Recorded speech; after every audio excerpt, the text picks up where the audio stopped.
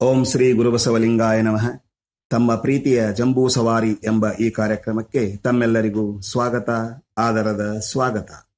ಇಂದಿನ ಸಂಚಿಕೆಯ ವಿಷಯ ಯಜಮಾನಿಕೆ. ಇಂದು ನಾನು ತಮಗೆ ಹಳ್ಳಿಯೊಂದರಲ್ಲಿನ ಒಂದು ರೈತ ಕುಟುಂಬದ ಜೀವನ ಕಥನವನ್ನು ವಿವರಿಸಲಿದ್ದೇನೆ. ಬಯಲುಸೀಮೆ ಪ್ರದೇಶದ ಮುಖ್ಯ ರಸ್ತೆಗೆ ಹೊಂದಿಕೊಂಡ ಒಂದು ಒಳರಸ್ತೆಯ ಬದಿಗೆ ಇರುವ ಒಂದು ಪ್ರಶಾಂತವಾದ ಹಳ್ಳಿ. ಇದು ಮುಖ್ಯ ರಸ್ತೆಯಿಂದ ಸುಮಾರು 4 ಕಿಲೋಮೀಟರ್ ದೂರದಲ್ಲಿದೆ. ಹೀಗಾಗಿ ಆ ಹಳ್ಳಿ ಗೌಜು ಗದ್ದಲಗಳಿಂದ ತುಂಬಾ ದೂರ. ಸುಮಾರು 1-2 ಸಾವಿರದಷ್ಟು ಜನಸಂಖ್ಯೆ ಇರುವ ಸಣ್ಣ ಊರು ಅದು. ಇಂಥ ಊರಿನಲ್ಲಿ ಒಂದು ದೊಡ್ಡ ರೈತ ಕುಟುಂಬದ ವಾಸ. ಊರಿನಿಂದ ಸ್ವಲ್ಪವೇ ದೂರದಲ್ಲಿರುವ 40 ಎಕರೆ ಭೂಮಿ ಈ ಕುಟುಂಬದ ಆಸ್ತಿ. ಇದರಲ್ಲಿನ ಒಂದು ಹೊಲದಲ್ಲಿ 16 ಕೊಠಡಿಗಳು, 2 ದೊಡ್ಡ ಹಜಾರಗಳು ಹಾಗೂ ವಿಶಾಲವಾದ 2 ಜಗುಲಿಗಳನ್ನೊಳಗೊಂಡ ಎಲ್ಲ ಅನುಕೂಲಗಳಿರುವ ಒಂದು ದೊಡ್ಡ ಕೆಂಪು ಹಂಚಿನ ಮನೆ. 20-30 ಜನರು ಆರಾಮದಿಂದ ಜೀವನ ನಡೆಸಲು ಯೋಗ್ಯವಾದ ಮನೆ ಅದು. 1 ಎಕರೆಯಷ್ಟು ಜಾಗದಲ್ಲಿ ನಟ್ಟ ನಡುವೆ ಮನೆ ಕಟ್ಟಿ ಸುತ್ತಲೂ ತೆಂಗು, ಮಾವು, ಬೇವು, ಸಪೋಟ ಮುಂತಾದ ಮರಗಳನ್ನು ಬೆಳೆಸಿದ್ದರಿಂದ ಹಾಗೂ ಈ ಮನೆಯ ಹಿಂದೆ ಅನತಿ ದೂರದಲ್ಲಿ ಒಂದು ಸಣ್ಣ ಹಳ್ಳ ಸದಾ ಹರಿಯುತ್ತಿದ್ದುದರಿಂದ ಎಂಥ ಬೇಸಿಗೆಯಲ್ಲೂ ಕೂಡ ಈ ಮನೆಯಲ್ಲಿ ತಂಪಾದ ವಾತಾವರಣ ಸದಾ ನೆಲೆ ನಿಂತಿದೆ.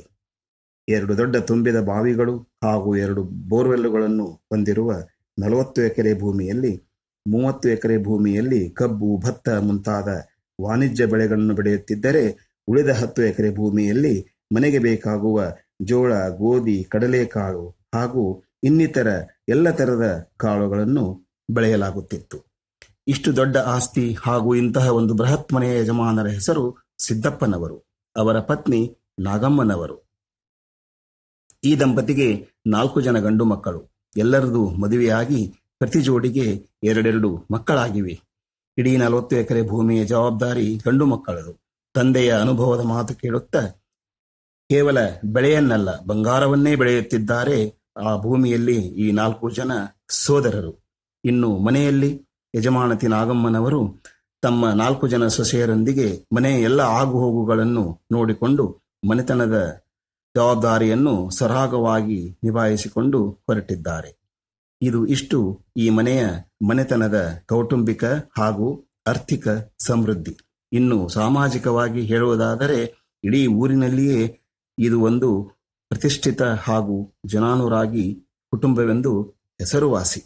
ಯಜಮಾನ ಸಿದ್ದಪ್ಪನವರಿಗಂತೂ ಎಲ್ಲಿಲ್ಲದ ಮರ್ಯಾದೆ. ಸಿದ್ದಪ್ಪನವರ ತಂದೆಯ ಕಾಲಕ್ಕೆ 20 ಎಕರೆ ಭೂಮಿ ಹಾಗೂ ಕೇವಲ 2 ಕೊಠಡಿಗಳ ಒಂದೇ ಹಜಾರದ ಹಳೆಯ ಕಾಲದ ಒಂದು ಸಣ್ಣ ಮನೆ ಮಾತ್ರ ಈ ಕುಟುಂಬದ ಆಸ್ತಿಯಾಗಿತ್ತು. ಆದರೆ ತಮ್ಮ ಕಠಿಣ ಪರಿಶ್ರಮದಿಂದ ಸಿದ್ದಪ್ಪನವರು 20 ಎಕರೆಯನ್ನು 40 ಎಕರೆ ಮಾಡಿ ಹಳೆಯ ಸಣ್ಣ ಮನೆಯನ್ನು ಬದಲಿಸಿ ಒಂದು ದೊಡ್ಡ ವಿಶಾಲವಾದ ಕೆಂಪು ಹಂಚಿನ ಮನೆಯನ್ನಾಗಿಸಿ ತಮ್ಮ ಮುಂದಿನ ಪೀಳಿಗೆಗೆ ಒಂದು ದೊಡ್ಡ ಕೊಡುಗೆಯನ್ನೇ ಕೊಟ್ಟಿದ್ದಾರೆ.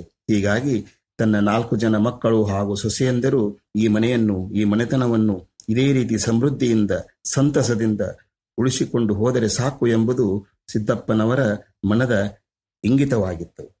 ಅವರಿಚ್ಛೆಯಂತೆ ಈ 4 ಜನ ಮಕ್ಕಳು ಹಾಗೂ ಸೊಸೆಯಂದಿರು ಎಲ್ಲ ರೀತಿಯಲ್ಲೂ ಸಿದ್ದಪ್ಪನವರಿಗೆ ಅನುರೂಪವಾಗಿದ್ದರಿಂದ ಈ ಹಿರಿಯ ಜೀವದಲ್ಲಿ ತೃಪ್ತಿ ಮನೆ ಮಾಡಿತ್ತು. ಆದರೆ ಇದೆಲ್ಲ ತಾವಿರುವಷ್ಟು ಕಾಲ, ತಮ್ಮ ನಂತರದಲ್ಲಿ ಹೀಗೆ ಉಳಿಯುವುದೇ, ಮುಂದೆ ಹೇಗೆ ಎಂಬ ಚಿಂತೆ ಆಗಾಗ ಸಿದ್ದಪ್ಪನವರ ಮನದಲ್ಲಿ ಮೂಡಿ ಮತ್ತೆ ಮಾಯವಾಗುತ್ತಿತ್ತು. ಈಗ ಸಿದ್ದಪ್ಪನವರಿಗೆ 72 ವರ್ಷ ವಯಸ್ಸು, ನಾಗಮ್ಮನವರಿಗೆ 68 ವರ್ಷ. ನಡುವೆ ಆಗಾಗ ಈ ದಂಪತಿಗಳು 2-3 ದಿನಗಳ ಮಟ್ಟಿಗೆ ದೇವಸ್ಥಾನಗಳಿಗೆ, ಗುಡಿಗುಂಡಾರಗಳಿಗೆ ಪ್ರವಾಸಕ್ಕೆ ಹೋಗಿ ಬರುತ್ತಿದ್ದುದು ವಾಡಿಕೆ. ಮಕ್ಕಳು ಸೊಸೆಯಂದರು ಮೊಮ್ಮಕ್ಕಳನ್ನು ಕೂಡ ಆಗಾಗ ಪ್ರವಾಸಕ್ಕೆ ಕಳಿಸುತ್ತಿದ್ದುದು ಕೂಡ ಈ ಹಳ್ಳಿ ಮನೆಯ ಬದುಕಿನ ಒಂದು ಭಾಗವೇ ಆಗಿತ್ತು. ಈ ಸಲ ಈ ದಂಪತಿಗಳಿಗೆ ಒಂದು ದೀರ್ಘ ಪ್ರವಾಸ ಮಾಡಬೇಕೆಂಬ ಆಸೆಯಾಯಿತು. ಆದ್ದರಿಂದ ಮಕ್ಕಳು ಸೊಸೆಯಂದಿರನ್ನು ಕರೆದು, ನಾವೀಗ ಕಾಶಿ, ಪ್ರಯಾಗ ಮುಂತಾದ ಸ್ಥಳಗಳಿಗೆ ತೀರ್ಥಯಾತ್ರೆ ಮಾಡಿ ಬರಲು ಹೋಗುವೆವು. ತಿರುಗಿ ಬರಲು 1 ತಿಂಗಳಿಗಿಂತ ಹೆಚ್ಚು ಸಮಯ ಬೇಕಾಗಬಹುದು. ಆದ್ದರಿಂದ ಹೊಲ ಮನೆ ಎಲ್ಲ ಕಡೆ ಜೋಪಾನ ಎಂದು ಹೇಳಿ 4 ಜನ ಸೊಸೆಯಂದಿರನ್ನು ಸ್ವಲ್ಪ ಮುಂದೆ ಬನ್ನಿರಿ ಎಂದು ಕರೆದು, ನೋಡ್ರಮ್ಮ, ನಿಮ್ಮ ಅತ್ತೆ ಈಗ ನಿಮ್ಮ ಜೊತೆಗಿರಲ್ಲ. ಮನೆಯನ್ನು ಚೆನ್ನಾಗಿ ನಿಭಾಯಿಸಬೇಕು.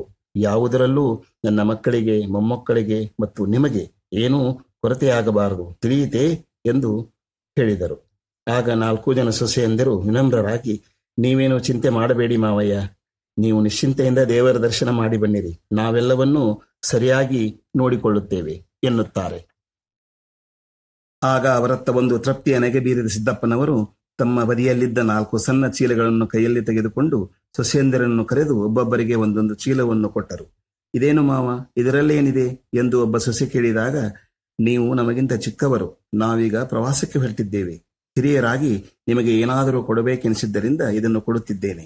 ಆದರೆ ಈ ಚೀಲಗಳನ್ನು ನೀವು ಈಗಲೇ ಬಿಚ್ಚಿ ನೋಡಬೇಡಿ, ನಾಳೆ ಮುಂಜಾನೆ ನೋಡಿರಿ ಎಂದು ಹೇಳಿ ಒಬ್ಬ ಮಗನಿಗೆ ಬಂಡಿ ಕಟ್ಟಲು ಹೇಳಿದರು. ಆಗ ಆತ ಮೆತ್ತನೆಯ ಹಾಸಿಗೆ ಹಾಸಿದ ಬಂಡಿ ಕಟ್ಟಿ ತಂದೆ ತಾಯರನ್ನು ಅದರಲ್ಲಿ ಕೂಡಿಸಿಕೊಂಡು ಸಮೀಪದ ರೈಲ್ವೆ ಸ್ಟೇಷನ್ನಿಗೆ ಹೋಗಿ ಅವರನ್ನು ರೈಲಿನಲ್ಲಿನ ನಿಗದಿತ ಸ್ಥಳದಲ್ಲಿ ಕೂಡಿಸಿ, ಅಪ್ಪ ಅಮ್ಮ ಜೋಪಾನ ಸಮಾಧಾನದಿಂದ ಹೋಗಿ ಬನ್ನಿರಿ ಎಂದು ಹೇಳಿ ಊರಿಗೆ ಮರಳುತ್ತಾನೆ. ಇತ್ತ ರೈಲಿನಲ್ಲಿ ಕುಳಿತ ಸಿದ್ದಪ್ಪನವರ ಮುಖ ಸ್ವಲ್ಪ ಮಂಕಾಗಿದೆ. ಇದನ್ನು ಕಂಡ ಪತ್ನಿ, ಏನ್ರಿ, ಯಾಕೆ ಹೀಗಿದ್ದೀರಿ, ಏನಾಯಿತು ಎಂದು ಆತಂಕದಿಂದ ಕೇಳಿದಾಗ ಯಜಮಾನರು, ಏನಿಲ್ಲ ಕಣೆ, ನನಗೆ ನಮ್ಮ ಮನೆತನದ್ದೇ ಚಿಂತೆ. ಮುಂದೆ ಹೇಗೆ? ನಿನ್ನಂತೆ ನನ್ನಂತೆ ಈ ಕುಟುಂಬವನ್ನು ಅಚ್ಚುಕಟ್ಟಾಗಿ ನಿರ್ವಹಣೆ ಮಾಡುವವರು ಯಾರು ಎನ್ನುತ್ತಾರೆ. ಆಗ ನಾಗಮ್ಮನವರು, ನೀವೇನೂ ಚಿಂತಿಸಬೇಡಿ, ದೇವರ ಆಶೀರ್ವಾದದಿಂದ ನಾವಿನ್ನೂ 100 ಕಾಲ ಬದುಕುತ್ತೇವೆ, ಚಿಂತೆ ಬಿಡಿ. ಈಗ ನಾವು ಆರಾಮಾಗಿ ಭಕ್ತಿಯಿಂದ ದೇವರ ದರ್ಶನ ಮಾಡಿ ಬರೋಣ ಎಂದು ಹೇಳಿ ಪತಿಗೆ ಧೈರ್ಯ ತುಂಬುತ್ತಾರೆ. ಸೊಸೇಂದ್ರಿಗೆ ಕೊಟ್ಟ 4 ಚೀಲಗಳ ಬಗ್ಗೆ ಏನೂ ಗೊತ್ತಿರದ ಯಜಮಾನಿ, ಹೌದು, ಅದೇನು ಸೊಸೇಂದ್ರಿಗೆ ಒಂದೊಂದು ಚೀಲ ಕೊಟ್ಟಿರಲ್ಲ, ಏನಿತ್ತು ಅದರಲ್ಲಿ, ನನಗೂ ಹೇಳಬಾರದಾ ಎಂದು ಪ್ರಶ್ನಿಸಿದಾಗ ಸಿದ್ದಪ್ಪನವರು ಪತ್ನಿಯತ್ತ ನೋಡಿ ನಸುನಕ್ಕು, ಈ ಗುಟ್ಟು ಗುಟ್ಟಾಗಿಯೇ ಇರಲಿ, ನಾವು ತೀರ್ಥಯಾತ್ರೆಯಿಂದ ಮರಳಿ ಮನೆಗೆ ಬರುತ್ತೇವಲ್ಲ, ಆಗ ನಿನಗೇ ಗೊತ್ತಾಗುತ್ತದೆ ಎನ್ನುತ್ತಾರೆ. ಆಗ ನಾಗಮ್ಮನವರು, ತಮ್ಮಿಂದ ಯಾವತ್ತೂ ಏನನ್ನೂ ಮುಚ್ಚಿಡದ ಪತಿ ಹೀಗೆ ಹೇಳುತ್ತಿರಬೇಕಾದರೆ ಅದರಲ್ಲೇನೋ ಮರ್ಮ ಇರಬೇಕು, ಅದು ಒಳ್ಳೆಯದೇ ಆಗಿರಬಹುದು ಎಂದು ಭಾವಿಸಿ ಸುಮ್ಮನಾಗುತ್ತಾರೆ. ಇತ್ತ ಮನೆಯಲ್ಲಿ ಗದ್ದೆಗಳಲ್ಲಿ ಹಿರಿಯರಿದ್ದಾಗಿನಷ್ಟು ವ್ಯವಸ್ಥಿತವಾಗಿಲ್ಲದಿದ್ದರೂ ಕೂಡ ತಕ್ಕ ಮಟ್ಟಿಗೆ ಎಲ್ಲವೂ ಸರಿಯಾಗಿಯೇ ನಡೆಯುತ್ತಿರುತ್ತದೆ. ಸಮಯವೇನು ನಿಲ್ಲುವುದೇ? 1 ತಿಂಗಳು ಕಳೆದೇ ಹೋಯಿತು. ನಿರ್ಧರಿಸಿದ ಎಲ್ಲ ಕ್ಷೇತ್ರಗಳನ್ನು ನೋಡಿ ಮುಗಿಸಿ ಎಲ್ಲ ದೇವರುಗಳ ಆಶೀರ್ವಾದ ಪಡೆದ ಯಜಮಾನತಿಯರು ಮರಳಿ ಮನೆಗೆ ಬರುತ್ತಾರೆ. ಬಂದ ತಕ್ಷಣ ಎಲ್ಲ ಮಕ್ಕಳು, ಸೊಸೆಯಂದಿರು, ಮೊಮ್ಮಕ್ಕಳು ಅವರೀರ್ವರಿಗೆ ದೀರ್ಘದಂಡ ನಮಸ್ಕಾರ ಹಾಕುತ್ತಾರೆ. ಹೃದಯ ತುಂಬಿ ಬಂದ ದಂಪತಿಗಳಿಗೆ ತುಂಬ ಸಂತಸವಾಗುತ್ತದೆ. ತಾವು ದರ್ಶನ ಮಾಡಿದ ಎಲ್ಲ ಕಡೆಯಿಂದ ತಂದ ಪ್ರಸಾದವನ್ನು ಎಲ್ಲರಿಗೂ ಕೊಟ್ಟ ದಂಪತಿಗಳು ಮೊಮ್ಮಕ್ಕಳಿಗೆ ಆಟದ ಸಾಮಾನುಗಳನ್ನು ಕೊಡುತ್ತಾರೆ. 30-35 ದಿನಗಳ ನಂತರ ಬಂದ ಅತ್ತೆಮ್ಮ ಅವರಿಗೆ ಉಣ್ಣಲು ವಿಶೇಷ ಅಡಿಗೆ ಮಾಡಿದ ಸೊಸೆಯಂದಿರು ಅವರಿಗೆ ಪ್ರೀತಿಯಿಂದ ನೀಡಿ ಅವರೊಂದಿಗೆ ಮನೆ ಮಂದಿಯೆಲ್ಲ ಜೊತೆಯಾಗುತ್ತಾರೆ.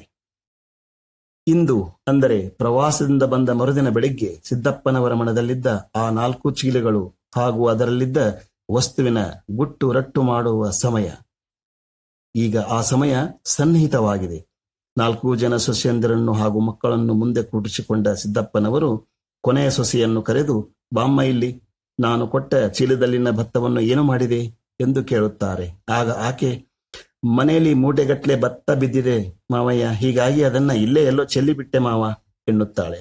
3ನೇ ಸೊಸೆಯನ್ನು ಕೇಳಲು ಅವಳು, ಮಾವ, ಅದು ಉಣ್ಣುವ ವಸ್ತು, ಅದು ನೀವು ಕೊಟ್ಟದ್ದು, ಅದಕ್ಕೆ ಅದರಲ್ಲಿನ ಅಕ್ಕಿಯನ್ನು ಅನ್ನ ಮಾಡಿ ಎಲ್ಲರಿಗೂ ಊಟಕ್ಕೆ ಬಡಿಸಿದೆ ಎಂದು ಹೇಳುತ್ತಾಳೆ. ನಂತರ 2ನೇ ಸೊಸೆಯತ್ತ ತಿರುಗಿದಾಗ ಅವಳು, ಮನೆಯಲ್ಲಿ ಇಷ್ಟೊಂದು ರಾಶಿ ರಾಶಿ ಭತ್ತ ತುಂಬಿದ್ದರೂ ಕೂಡ ನೀವು ಈ ಸ್ವಲ್ಪ ಭತ್ತ ಕೊಟ್ಟಿದ್ದೀರಂದ್ರೆ ಅದರಲ್ಲಿ ಏನೋ ವಿಶೇಷ ಇರಬೇಕೆಂದು ನಾನದನ್ನ ಭದ್ರವಾಗಿ ಬೀರುವಿನಲ್ಲಿ ಇಟ್ಟಿದ್ದೀನಿ, ತಂದೆ ಇರಿ ಮಾವ ಎಂದು ಹೇಳಿ ಆ ಭತ್ತದ ಚೀಲವನ್ನು ಮಾವನ ಕೈಗೆ ಕೊಡುತ್ತಾಳೆ. ಇನ್ನು ಹಿರಿಯ ಸೊಸೆ ಸರದಿ ಇನ್ನೇನು ಮಾವ ತನ್ನನ್ನು ಕೇಳುವಷ್ಟರಲ್ಲೇ, ಬನ್ನಿ ಮಾವ ಎಂದು ಮನೆಯ ಹಿತ್ತಲೆಗೆ ಕರೆದುಕೊಂಡು ಹೋಗಿ ಅಲ್ಲಿನ ಒಂದು ಸ್ಥಳವನ್ನು ತೋರಿಸುತ್ತಾಳೆ. ಏನು ಸ್ಥಳ ಅದು, ಏನಿದೆ ಅಲ್ಲಿ? ಆ 100 ಚದರಡಿಯಷ್ಟು ಜಾಗವನ್ನು, ಅಲ್ಲಿದ್ದುದನ್ನು ನೋಡಿದ ಸಿದ್ದಪ್ಪನವರಿಗೆ ತುಂಬಾ ಆಶ್ಚರ್ಯವೂ ಅದರಷ್ಟೇ ಸಂತೋಷವೂ ಆಗಿ ಅತಿ ತೃಪ್ತ ಮುಖಭಾವದಿಂದ ಪತ್ನಿ ನಾಗಮ್ಮನವರನ್ನು ಕರೆದು, ನೋಡಿಲ್ಲಿ, ಆ ಚೀಲದಲ್ಲೇನಿದೆ ಎಂದು ಕೇಳಿದ್ದೆಯಲ್ಲ, ಇದೇ ಅದು ಎಂದು ಆ ಜಾಗದಲ್ಲಿ 1 ಗೇಣಿನಷ್ಟು ಉದ್ದ ಬೆಳೆದ ಭತ್ತದ ಸಸಿಗಳನ್ನು ತೋರಿಸುತ್ತಾರೆ. ಒಮ್ಮೆಲೆಯ ಪತ್ನಿಗೆ ವಿಷಯ ಅರ್ಥವಾಗದ್ದರಿಂದ ಅವರನ್ನೊಬ್ಬರನ್ನೇ ಪಕ್ಕಕ್ಕೆ ಕರೆದು ಗುಟ್ಟಾಗಿ ವಿವರವಾಗಿ ವಿಷಯವನ್ನು ನಾಗಮ್ಮನವರಿಗೆ ತಿಳಿಸುತ್ತಾರೆ. ನಮ್ಮ ನಂತರ ಈ ಮನೆಯ ಯಜಮಾನಿಕೆಯನ್ನು ಯಾರಿಗೆ ಕೊಡಬೇಕು, ಯಾರ್ಯಾರಿಗೆ ಯಾವ ಯಾವ ಜವಾಬ್ದಾರಿ ನೀಡಬೇಕು ಎಂಬ ವಿಚಾರ ಮಾಡಿದ್ದರಿಂದ ಒಂದು ಯೋಜನೆ ಮಾಡಿದ್ದೆ, ಅದರ ಪ್ರತಿಫಲವೇ ಇದು ಎಂದು ಹೇಳಿ ಮತ್ತೆ ಅವರನ್ನು ಸೊಸೆಯರತ್ತ ಕರೆದುಕೊಂಡು ಬರುತ್ತಾರೆ.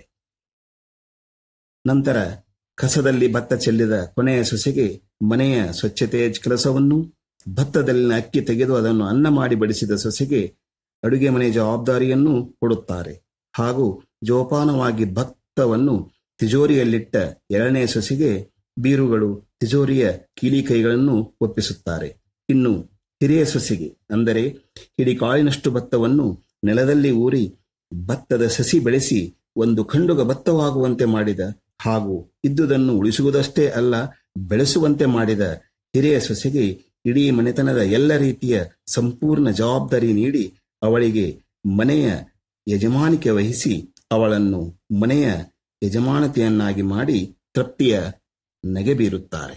ನಂತರದಲ್ಲಿ ದೇವರು ತಮಗೆ ದಯಪಾಲಿಸಿದ ಸ್ವಭಾವಕ್ಕನುಸಾರವಾಗಿ ತಮಗೆ ದಕ್ಕಿದ ಜವಾಬ್ದಾರಿಗಳನ್ನು ಮರುಮಾತನಾಡದೆ ಒಪ್ಪಿಕೊಂಡ 4 ಜನ ಸೊಸೆಯಂದಿರು ಮಾವ ನೀಡಿದ ಕೆಲಸಗಳನ್ನು ನಿರ್ವಹಿಸುತ್ತಾ ಎಂದಿನಂತೆ ಸಂಸಾರ ಸಾಗಿಸತೊಡಗುತ್ತಾರೆ. ಇತ್ತ ತಂದೆಯ ಬಗೆಗೆ ಅಪಾರ ಗೌರವವನ್ನಿಟ್ಟುಕೊಂಡ ಮಕ್ಕಳು ಕೂಡ ತಮ್ಮ ತಮ್ಮ ಹೆಂಡಂದಿರಿಗೆ ತಿಳಿಸಿ ಹೇಳಿ ಮೊದಲಿನಂತೆ ತಮ್ಮ ತಮ್ಮ ಕೆಲಸ ಕಾರ್ಯಗಳನ್ನು ನಿರ್ವಹಿಸತೊಡಗುತ್ತಾರೆ. ಈಗ ಈ ಹಿರಿಯ ದಂಪತಿಗಳ ಮುಖದಲ್ಲಿ ತೃಪ್ತಿಯ ಕಳೆ ನಲಿದಾಡುತ್ತಿದೆ. ಇಲ್ಲಿಯವರೆಗೆ ಒಂದು ಕುಟುಂಬದ ಯಜಮಾನನ ಅಪಾರ ಅನುಭವದ ಕೌಶಲದಿಂದ ಮನೆತನವನ್ನು ಉಳಿಸಿ ಬೆಳೆಸುವ ಸದ್ವಿಚಾರವುಳ್ಳ ಒಂದು ರೈತ ಕುಟುಂಬದ ಈ ಸುಂದರ ಕಥನವನ್ನು ಆಲಿಸಿದ ತಮಗೆಲ್ಲ ನನ್ನ ಧನ್ಯವಾದಗಳನ್ನು ತಿಳಿಸುತ್ತಾ, ಹಳೆಬೇರು ಹೊಸ ಚಿಗರು ಕೂಡಿರಲು ಗಿಡುವುದು ಸುಂದರ ಮರದಲ್ಲಿ ಸಡಗರ. ಹಳೆಬೇರು ಹೊಸ ಚಿಗುರು ಕೂಡಿರಲು ಗಿಡವುದು ಸುಂದರ ಮರದಲ್ಲಿ ಸಡಗರ ಎಂದು ಹೇಳುತ್ತಾ ಈ ಸಂಚಿಕೆಗೆ ನಾನೀಗ ವಿರಾಮ ನೀಡುತ್ತಿದ್ದೇನೆ. ಮತ್ತೆ ನಿಮ್ಮ ಭೇಟಿ ಈ ಕಾರ್ಯಕ್ರಮದ ಮುಂದಿನ ಸಂಚಿಕೆಯಲ್ಲಿ. ಇನ್ನೊಂದು ವಿಷಯ, ದಯವಿಟ್ಟು ಈ ನನ್ನ ಹೊನ್ನದನಿ ಚಾನೆಲ್ನನ್ನು ಸಬ್ಸ್ಕ್ರೈಬ್ ಮಾಡಿರಿ ಹಾಗೂ ಬೆಲ್ ಐಕಾನ್ ಒತ್ತಿರಿ. ಇದನ್ನು ಮರೆಯಬೇಡಿರಿ ಎಂದು ತಮ್ಮಲ್ಲಿ ಮತ್ತೊಮ್ಮೆ ಕೇಳಿಕೊಳ್ಳುತ್ತಾ, ಇಂತಹ ಸ್ವಾರಸ್ಯಕರವಾದ ವಿಷಯಗಳನ್ನು ಮತ್ತೊಮ್ಮೆ ತಮ್ಮ ಮುಂದೆ ತರುತ್ತೇನೆ ಎಂದು ಹೇಳುತ್ತಾ, ಅಲ್ಲಿಯವರೆಗೂ ತಮ್ಮೆಲ್ಲರಿಗೂ ಮತ್ತೊಮ್ಮೆ ನನ್ನ ಶರಣಾರ್ಥಿಗಳು.